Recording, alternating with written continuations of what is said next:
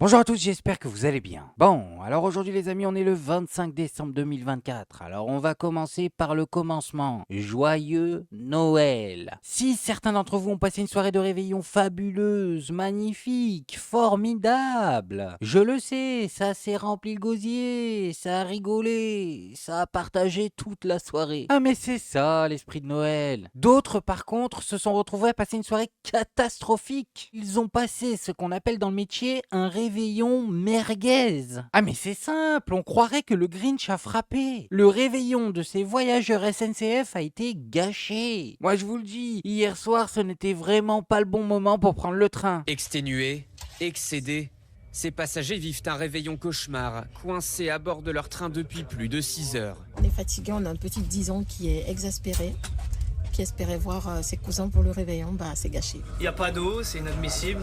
Moi, on m'a fait payer mon repas. Il y a des enfants, des personnes fragiles.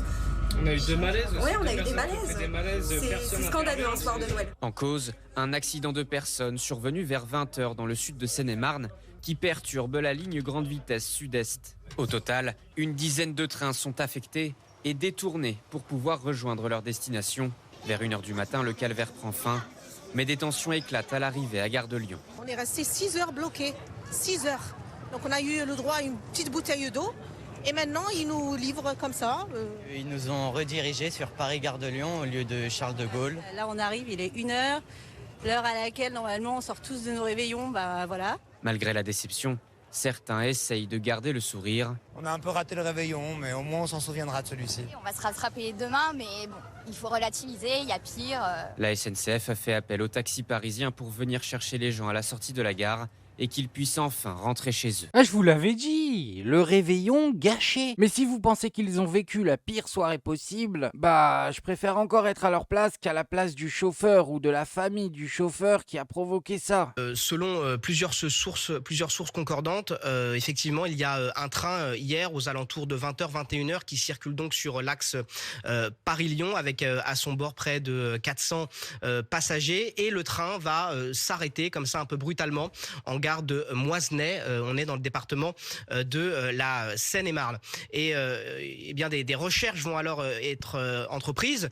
Pourquoi ? Parce que le conducteur du train manque à l'appel et à ce moment-là, selon les premiers éléments de l'enquête, les autorités s'aperçoivent que le conducteur du train a chuté depuis sa cabine. Des recherches sont alors entreprises, notamment menées par les sapeurs-pompiers. Et les sapeurs-pompiers vont finir par découvrir effectivement le corps du chauffeur du train, toujours sur la commune de Moisney en Seine-et-Marne. Et en fait, ce sont toutes ces recherches qui ont été menées, qui ont provoqué l'interruption totale du trafic sur cet axe TGV sud. Malheureusement, le chauffeur du train est décédé. C'est l'hypothèse du suicide qui semble aujourd'hui être envisagée. Une enquête a été ouverte par les gendarmes. C'est la brigade de recherche de Melun qui a été chargée d'enquêter sur cette affaire. Oh là là, mais c'est un peu un forceur celui-là. Ah, je sais, faut respecter tout ça. Mais le mec, il a choisi la pire soirée possible pour faire ça. C'est pour ça que ça m'a fait penser au Grinch. Le mec s'est dit, je pars, mais croyez-moi bien que je vais vous niquer votre Noël. Bon, après je tiens quand même à préciser que je rigole, les copains. Ne venez pas vous emballer en commentaire. Bien sûr que la vie de ce chauffeur était 1000 fois plus importante que n'importe quelle fête. Cette histoire est une tragédie sans nom, comme d'habitude. Mais bon, si on ne peut plus rire, qu'est-ce qui nous reste ? Et alors maintenant les amis, on va passer sur un autre sujet. On va parler un peu du nouveau gouvernement là. Non, parce qu'en voyant la liste des noms, je pense qu'on s'est tous dit la même chose. Est-ce vraiment notre nouveau gouvernement ou alors le casting du prochain film Bienvenue à Zombieland ? En tout cas, moi je me suis posé cette question. Parce que c'est vraiment chose qui nous a fait Bayrou. Un nécromancien le gars. Je vous le dis, on n'est plus en face du gouvernement Bayrou, on est en face du gouvernement Bayrou de secours. Et je suis pas le seul à qui ça a fait penser à The Walking Dead. Il y a aussi Antoine Léaumont à qui ça a provoqué directement cette image. Vous avez vous-même parlé sur vos réseaux sociaux de zombies. Pourquoi ce terme ?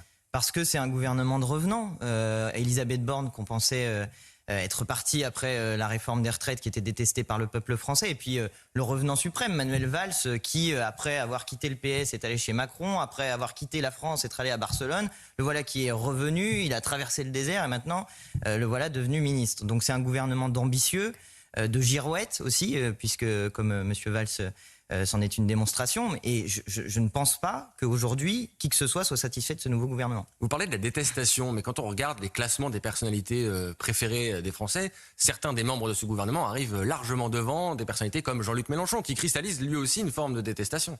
Oui, mais si vous regardez bien, moi je me base pas spécialement sur ces sondages, je me base sur ce que m'en disent les gens et ce que j'en perçois. Je vois que, par exemple, la réaction que vous avez citée sur les réseaux sociaux, elle reçoit beaucoup d'approbation. Quand moi je dis que c'est un gouvernement de zombies, votre électorat notamment. Sur les réseaux sociaux, c'est public, hein, c'est tout le monde qui peut participer. Et je vois que ni les gens de droite ni les gens de gauche ne sont satisfaits de ce gouvernement. Donc je me demande bien qui est satisfait de ce nouveau gouvernement. Parce que par ailleurs, vous mettez ensemble des gens qui sont détestés par des parties différentes de la population française. Par exemple, peut-être que certaines personnes de droite vont apprécier M. Darmanin, mais les gens de gauche ne vont pas apprécier M. Darmanin. Peut-être que certaines personnes à gauche, je me demande bien lesquelles par ailleurs, vont apprécier M. Rebsamen ou M. Valls.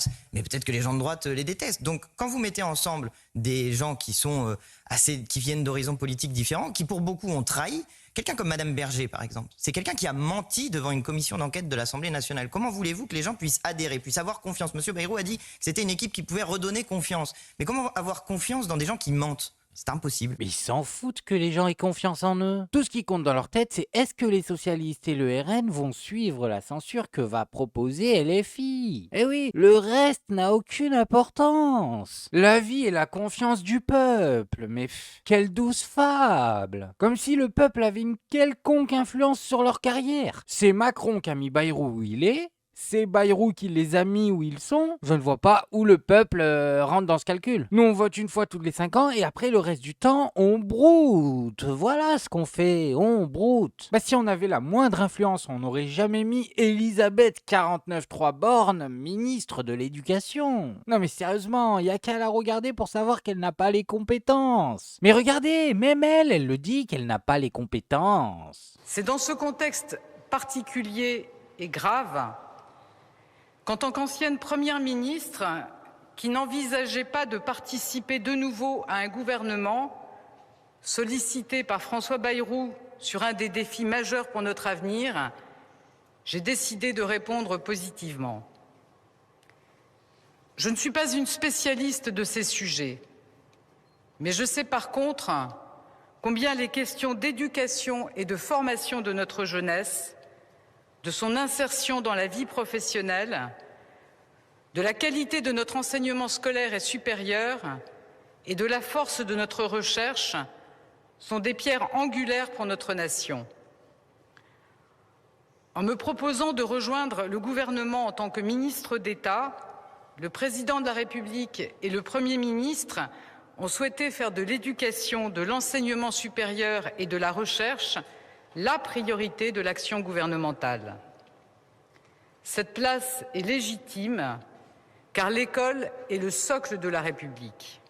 Ah d'accord. Donc là, on a la ministre de l'Éducation qui vient de nous dire, je cite, « Je ne suis pas une spécialiste de ces questions en parlant de l'éducation. » Voilà, ça choque personne. Ministre de l'Éducation qui n'est pas une spécialiste de l'éducation. Mais on est bête ou quoi? Sur 70 millions d'individus, on ne peut pas trouver un spécialiste pour chaque domaine? C'est dingue ça, t'es ministre de l'Éducation. Le minimum.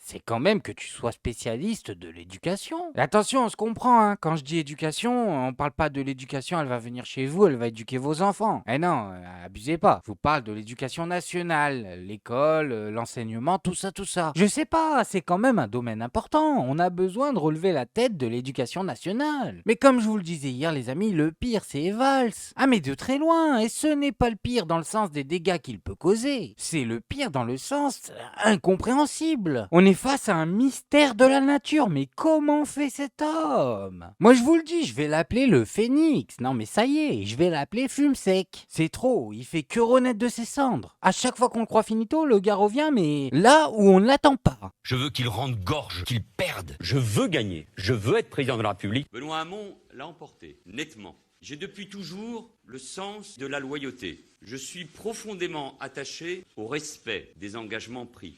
Et donc, je voterai pour Emmanuel Macron. J'en ai un peu assez de ce procès en trahison vous n'avez pas tenu vos engagements, blablabla. Vous êtes l'un des hommes politiques français les plus détestés. Mais comment peut-on dire ça? Si on est honnête, vous abandonnez ceux qui vous ont élu. Qui peut mettre en doute un seul instant mon patrimoine? Quiero ser el próximo alcalde de Barcelone. Je dis que quoi qu'il arrivait, je restais à Barcelone. Passi al que passi, quedaré. La vie politique française est terminée. Oui. Si vous échouez à Barcelone, vous arrêtez la politique?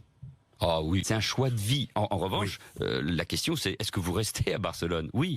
Vous restez à Barcelone. Oui, La dans politique vie, française, locale. c'est terminé. Oui. Si vous ratez, vous revenez en France? Non, c'est un choix de vie. C'est un choix personnel, c'est un choix de vie. Quoi qu'il arrive, je reste à Barcelone. Passi al que passi, quedaré. Je resterai au conseil municipal de Barcelone. Soc Barcelone. Quand on fait de tels choix de vie, c'est pas pour faire des zigzags. Espagne, les adieux ce matin de Manuel Valls, 3 ans après sa conquête ratée de la mairie de Barcelone. Si vous aviez gagné à Barcelone, vous seriez resté là-bas. Non. Vous êtes revenu parce que vous avez perdu. Non, parce que j'étais en train de me briser. Nous recevons maintenant un personnage attaqué, détesté, moqué. La chute, la haine, la vraie haine. Vous avez perdu en quelques mois une épouse, une popularité, une situation. Certains vous voient parfois comme un pestiféré. C'est ce qu'on appelle une chute. Il est de retour en France. Manuel Valls, bonsoir. Je ne suis plus un acteur à part entière de la vie politique française. Si demain Emmanuel Macron vous appelle... Servir mon pays, je le servirai toujours. Je l'ai déjà servi. Je peux leur apporter mon expérience. Mon expérience peut, j'ose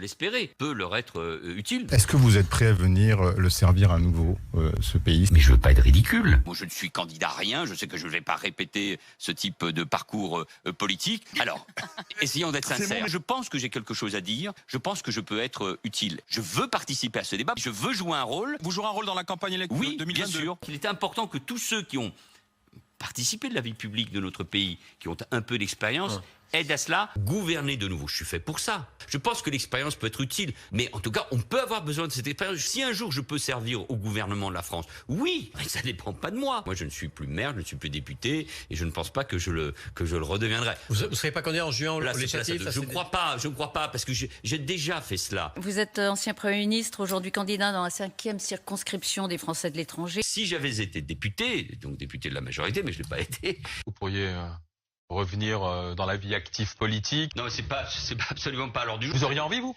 Non, c'est pas votre donc c'est non. Et c'est de participer à la concours. C'est pas le sujet. C'est pas le sujet. Non, mais c'est non. Ni oui ni non, c'est un jeu. Mais non, mais c'est un jeu. Ça y est, hop, le en même temps.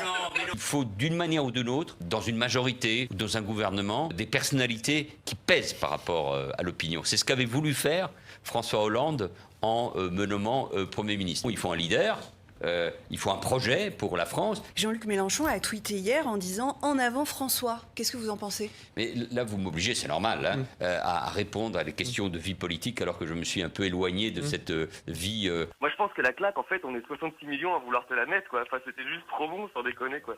Il a été parfait, le bonhomme, quoi. Assez peu dire que c'est une girouette. Franchement, faut appeler un chat un chat. Le gars est un traître. Il a trahi tout ce qu'il pouvait trahir. Et encore, je vous ai pas mis les moments où il défend la Palestine. Mais jusqu'au bout, le gars nous l'a fait. Jusqu'au bout. C'est pour ça que je tenais à remercier au nom de la France entière l'auditeur qui a dit à Manu ce matin ce que tout le monde pense de lui sur France Inter. Jean-Noël, bonjour. Oui, bonjour France Inter et merci de me prendre à l'antenne. Je voudrais dire à Monsieur Valls qu'il a participé sous Hollande à la destruction de la gauche, qu'il a trahi le PS et son candidat Benoît Hamon, qu'il s'est exilé en Espagne et s'est fait jeter, qu'il cherche à se rallier à Macron et n'a pas été élu. Vous devriez avoir honte. Vous êtes le pire des traites, Monsieur Valls. Toute la France a honte de vos comportements. Vous êtes pire qu'un étron. Jean-Noël, s'il vous plaît, je vous coupe. Les insultes n'ont pas leur place sur cette antenne. Par ailleurs, ce n'était pas la question qui était prévue puisqu'il y a, vous le savez, un filtrage au standard de France Inter. Et Jean-Noël, bonjour. Ah mais ils sont bêtes. Oh mon Dieu, qu'est-ce qu'ils sont bêtes. Le gars s'appelle Jean-Noël. Il t'appelle le jour de Noël. T'as pas senti la patate? En tout cas, bien joué à lui, hein. il nous a offert une pépite. On est sur un Manu qui boit son café, il sait plus où il est. Bon, et on va terminer sur cette histoire de nouveau ministre avec elle, Juliette Méadel. Vous ne la connaissez pas? C'est notre nouvelle déléguée ministre de la ville. Ah bah, il y a des ministres de tout, qu'est-ce que tu veux que je te dise? Ministre de la ville, ministre du quartier, ministre de la MJC, mais pourquoi pas? Pourquoi pas? En tout cas, elle est considérée comme une ministre de gauche. Et oui, réjouissez-vous les amis, elle va nous représenter. Ah bah ça s'entend bien dans ses propos. Attendez. Non, mais la question, elle est précise de la part d'Anthony et moi. Est-ce que vous êtes pour la suspension de la réforme des retraites à titre personnel? Si aujourd'hui on se lance dans ce débat-là, c'est très simple. Il est important. Vous avez vu non mais attendez. Ça conditionne la survie du gouvernement que vous venez d'intégrer. L'abrogation de la réforme des retraites, j'ai pas dit abrogation. Impensable. Voilà. Abrogation impensable. Impensable. Suspension. Gel. Quand on voit la situation actuelle, c'est impensable. Ce qui est indispensable, en revanche, c'est de discuter avec les partenaires sociaux et de travailler. Vous savez pourquoi? Parce qu'en réalité, dans 6 mois, 1 an, mais de toute façon, il faudra aller chercher des ressources supplémentaires. Parce que vous dites de gauche, mais cette réforme des retraites, si on est de gauche, enfin tous vos camarades de gauche ont dit elle est antisociale, cette réforme des retraites. Il y a un préalable indispensable, moi je crois. Et c'est pour ça que je fais confiance à François Bayrou. Vous êtes de gauche, mais pour cette réforme des retraites. Je suis pour qu'il y ait du dialogue social et pour qu'on se remette autour de la table et qu'on travaille à une solution pour assurer le financement de la protection sociale, qui est vital. Donc 64 ans, ça vous va? Et pour assurer le financement de la protection sociale. 64 ans, ça vous va? Et pour assurer qu'on a écouté tout le monde. Le Premier ministre. Mais il se moque de nous, quoi. Depuis quand être un peu à gauche du RN, c'est être à gauche? Non, mais c'est quoi l'étape d'après? Vous allez nous dire que Nicolas Sarkozy est à gauche? Que Jordan Bardella est à gauche? Ah, mais carrément, on n'a qu'à dire que tout le monde est à gauche, comme ça on gagne du temps dans le foutage de gueule. Bon, et pour finir les amis, je voulais vous montrer quelque chose. C'est quelque chose d'important. Alors, regardez bien cette personne nous expliquer comment elle gagne sa vie, et après je vais vous dire ce que j'en pense. Les amis, regardez, pour tous ceux qui disent qu'ils travaillent pas, les gens du voyage. Bah vous voyez, moi j'ai commencé à travailler en 99, j'ai gagné 3000 francs. Après j'ai travaillé un petit peu partout, même en laboratoire pharmaceutique. Vous voyez pas vous, une voyageuse dans un laboratoire pharmaceutique. Ouh, j'ai eu des belles sommes. Hein. Mais vous savez, ils viennent d'où les plus belles sommes? Je m'étonne que la France elle est en déficit et qu'on n'a pas envie de travailler. Voilà, quand je suis devenue maire en 2015, ça c'est ce que j'ai touché par la CAF. Regardez un petit peu les sommes. Bah, t'as vraiment pas envie de travailler. En vrai, tu vas travailler, tu gagnes 1002, t'as aucune aide, t'as rien du tout. T'as un gosse, tu restes chez toi à l'élever, tu payes pas de nourrice, tu payes rien, t'as des aides, t'as des primes, t'as ta paye complète, t'as rien à payer et en plus t'élèves ton enfant. Vous voyez, moi j'ai travaillé pendant très très longtemps et quand j'ai arrêté de travailler, parce que nous il n'y a pas de nourrice, vous savez très bien, il n'y a pas de crèche, il n'y a pas tout ça chez les voyageurs. Je sais, vous allez dire, oui, mais t'es une voyageuse, t'as travaillé. Bah oui, parce que moi, j'aimais bien travailler, j'étais indépendante. J'aimais bien être indépendante. Et du coup, bah en vérité, tu m'étonnes qu'il y en a plein qui travaillent pas. Ça sert à quoi de travailler, puisque en restant chez toi, tu touches plus qu'en travaillant et t'as plus d'aide de la part de l'État. L'État, ils aident pas ceux qui travaillent. Ils aident ceux qui travaillent pas. Mais c'est une vérité, hein. Quand je vois les salaires, moi, que j'avais et que je vois quand je suis restée chez moi à élever mon petit, bah franchement... J'avais pas envie de me lever, hein. Rien qu'en restant chez moi et avec mon petit, bah... J'avais ce qu'il fallait. Franchement. Je comprends pas que l'État n'aide pas plus ceux qui travaillent. Qu'elle aide ceux qui travaillent pas, bon voilà, ok. Mais pourquoi pas aider ceux qui travaillent aussi? On pourrait faire moite-moite.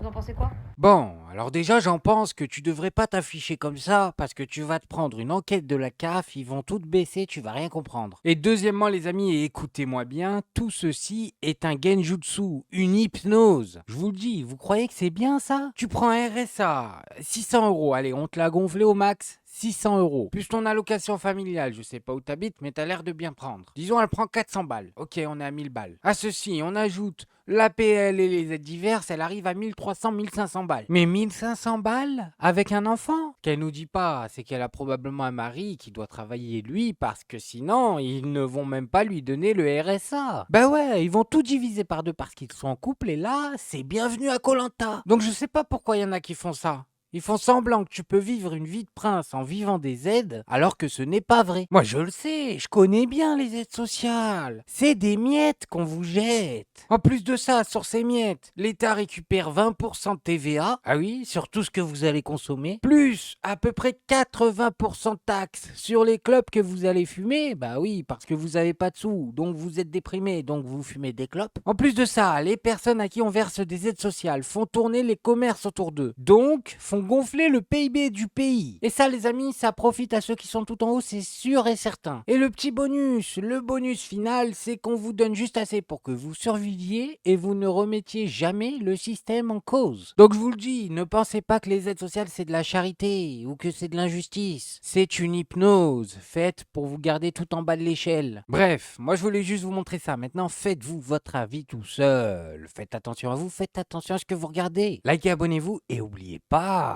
le petit com qui fait plaisir. Et on n'oublie pas le petit com qui fait plaisir. Non, le petit com qui fait plaisir. On n'oublie pas le petit com qui fait plaisir. Non, non, celui-là on l'oublie pas.